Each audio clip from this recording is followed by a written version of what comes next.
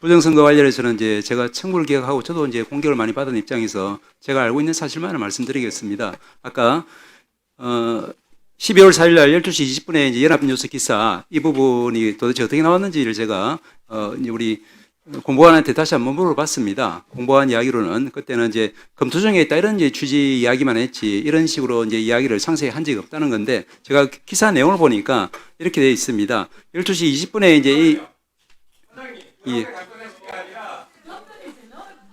사법부가 입법부처럼 위헌이다라고 바로 선언했어야 된다는 걸 지적하는 겁니다. 그거 안 했죠? 예, 그 부분에 대해서 그런 말씀을 좀 드리겠습니다. 예.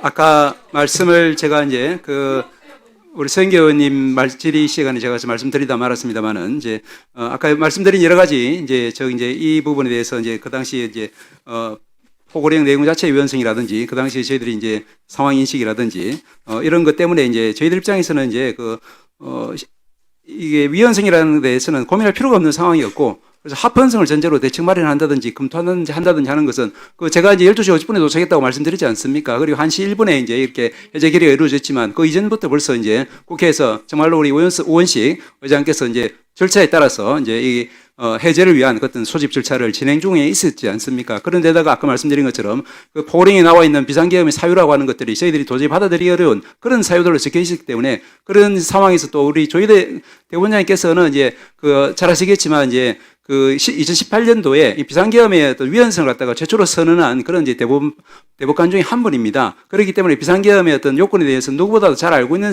분이라서 그래서 이거는 위헌성이라는 지적을 해서 저희들은 사후적으로 이제 온 국민이 비상계엄 위헌이라고 해요. 하지만 비상계엄이 선포되고 진행되고 있을 때 용기 있게 얘기할 수 있냐를 물어본 겁니다. 그 용기 있게 얘기 못했으면 그 이후에 사후적으로 비상계엄 위헌이다. 지금은 다 얘기할 수 있어요. 그걸 묻는 게 아닙니다. 위원님 조금만 더 말씀을 드리면 안 되겠습니까? 위원장님 조금만 더 부연해서 말씀을. 아니 저도 같은 취지의 질문입니다. 네, 같이 답변을 해보시기 바랍니다. 우선 이 내란을 성공시키려 한 세력 아직도 있습니다. 국회에도 있고 사법부에도 있고 검찰 안에도 있습니다. 그런데 지금 이 국정감사는 내란에 대한 책임 소재를 밝히고 또 정치적 추궁을 하고 차후에 재발 방지를 위한 여러 가지 제도 개선이라든가 개혁 조치 이런 걸 강구하는 국감입니다. 그러니까 당연히 내란을 성공시키려 했거나 방조했던 세력 또 내란이 성공했더라면 기회와 출세를 보장받을 수 있었던 그런 위치에 있던 사람들은 이 국감을 방해를 하는 것이죠. 그래서 부딪히는 겁니다. 그래서 내란 극복이 참으로 힘든 겁니다. 바로 이 법사위원회의 국정감사가 그런 최전선이라 할 수 있습니다. 그래서 법사위원장에게 온갖 시비를 걸고 있는 중이죠. 네. 자, 그래서 자, 포고령을 보시면 정당 정치활동 금지, 집회 시위 금지, 언론 출판 통제 위반자 처단한다. 이런 게 돼 있으니까 당연히 이 원초적으로 무효인 것이죠. 네. 그런데 이 자리에서 똑같은 이 피감기관으로 나온 며칠 전이에요. 서울고등법원장, 중앙지방법원장이 나란히 이렇게 얘기합니다.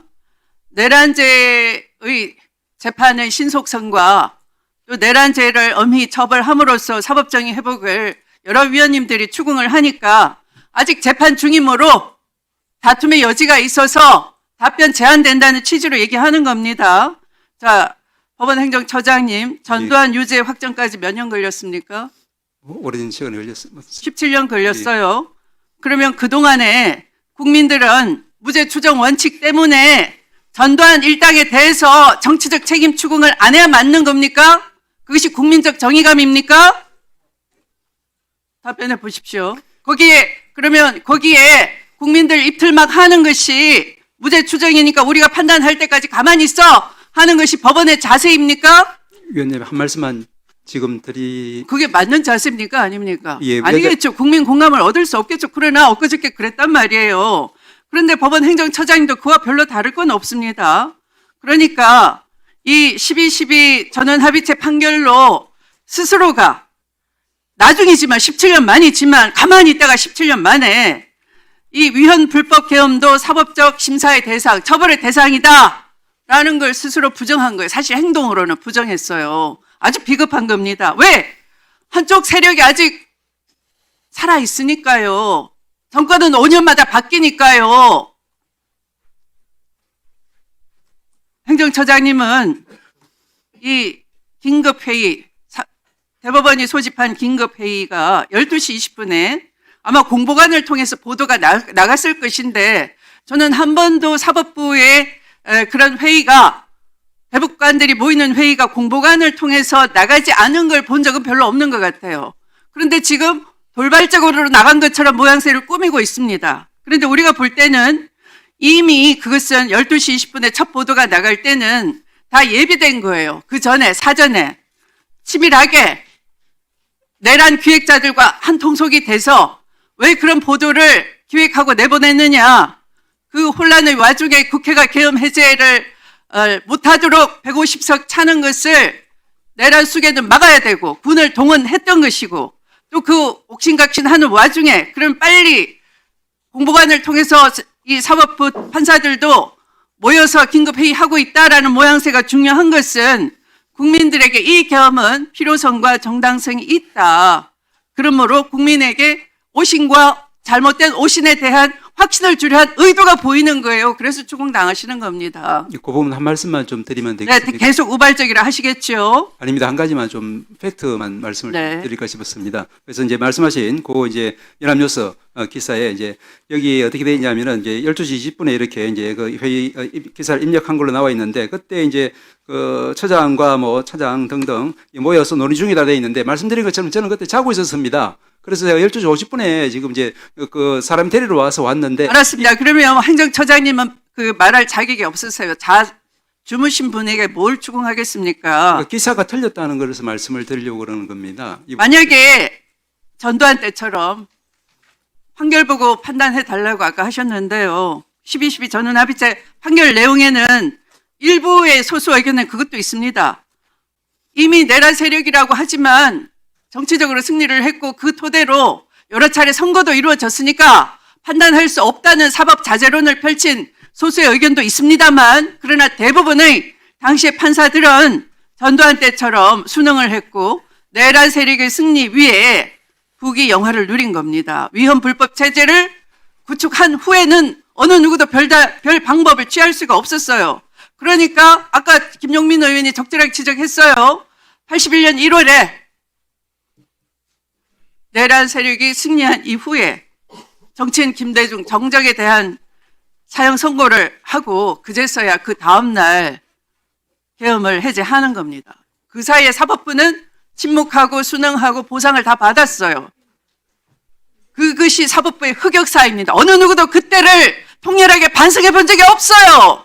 그러니까 지금도 마찬가지로 만약에 우리 위대한 국민들께서 이 여의도로 달려나와서 국회를 지켜주고 계엄군을 막아내고 또 소수의 양심 있는 군인들이 시민을 보호하기 위해서 그 명령을 거부한 채로 소극적 임무 수행을 하지 않았더라면 그 모든 우연이 겹쳐서 국회가 계엄 해제를 해내지 못했더라면 어떻게 됐겠습니까? 다 죽었어요. 사법살인 이루어졌어요. 그냥 죽이지는 않습니다. 살인을 정당화하기 위한 재판을 거쳤겠죠. 바로 여러분들의 사법부가 거기에 손발이 됐겠죠. 통치 도구가 됐겠죠. 그래서 대법원과 법무부가 합수 지원했겠죠. 그걸 그대로 정직하게 말씀하신 거예요. 합법이라면 준비를 했었어야 됐지 않겠느냐. 그게 솔직한 그때의 정서였을 겁니다. 지금 와서 그때 주무시고 계셔서 늦게 갔다 못 갔다 하시는데요. 믿어드리겠습니다만 그때 참석하신 분들은 그런 심정이 아마 있었을 거라고 보는 겁니다. 그래서 자 그렇다면은 아까 김용민 위원께서 잘 지적하대요. 질타를 했어야 됐지 않겠습니까? 이 위헌은 고민할 필요가 없었다 그랬으면 그 고민을 방치하면 시간이 가면은 어떻게 돼요? 그 위헌 체계가 힘을 얻고 구축을 하게 되는 겁니다. 불법 체계가. 사람이 다치게 됩니다. 국민이 다치게 됩니다.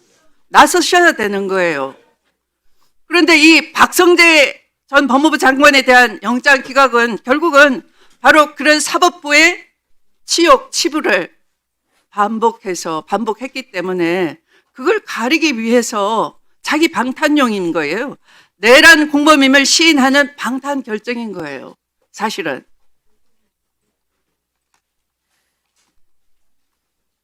조희대 사법부는 비상계엄의 그 엄중한 순간 국민의 목숨이 경각에 달려있고 나라가 어떻게 될지 모르는 그 풍전등화 같은 순간에 눈치만 보다가 아 이거 전두환 때처럼 그렇게 되는 거 아니야? 혹시 저 친정 쿠데타 세력, 친위 세력들이 잡으면 우리도 협조해야 되는 거 아니야? 그 마음이 훨씬 더 강했다. 자석처럼 거기에 끌려가셨다라는 걸 지적하지 않을 수가 없습니다. 위원장님 잠깐만 말씀을 좀 드려도 되겠습니까? 네, 예, 예. 답변하십시오. 위원장님께서도 이제 법관 시절 저희 후배들이 많이 존경하는 한 분으로서 말씀하실 기회를 주셔서 감사합니다. 아까 이제 그리고 이제 제가 여러 차례 이제 그 직후에 국회에서도 말씀을 드렸지만 그 당시에 지금 그 당시도 그렇고 지금 그 후에도 그렇고 비상계엄 자체가 이제 위헌이라는 데 대해서는 아마 전국민적인 여야를 불문하고 다 공감대가 이루어진 걸로 알고 그 부분에 있어서 신속하게 우리 헌법 질서가 회복된 데는 말씀하신 것처럼 여기 국회에 계신 여러분들의 어떤 노력과 그리고 호언의식을 가진 많은 시민들의 도움 덕분이라고 저희들 생각합니다. 그렇지만 이제 저희 사법부 입장에서는 언제나 심판자의 역할을 해야 되는 입장에서 한 발자국 늦게 모든 일을 해야만 하는 그런 이제 구조적인 문제점에 대해서는 좀 이해를 해 주셨으면 감사하겠고요. 그리고 이제 그 당시 이제 제가 한번 찾아봤습니다. 헌재 헌법재판소 대행도 그러면 그날 이제 4일 아침에 이제 대행이 이제 비상 상황에 신중하고 민첩하게 대응하겠다 이렇게 하고 그다음에 포고령 위헌성 논란에 대해서 검토하겠냐 이런 질문에 대해서는 생각해 보겠다 이런 답변만 했고 민변에서 4일날 그 비상계엄위원회 헌법소원을 제기한 직후인 12월 6일에도 현 상황 관련해서는 전국이 혼란스러울수록 헌법이 작동되어야 하고 헌법이 작동되는 것은 헌재가 기능을 같이 하는 것과 맥락을 같이 한다 이렇게만 답변을 했습니다. 그런데 행정처장님 잘 알겠습니다만 실제로 전개되는 일은 결정적인 것은 다 그 말씀 진정성 있게 안 들립니다. 다 배치되는 거예요. 아까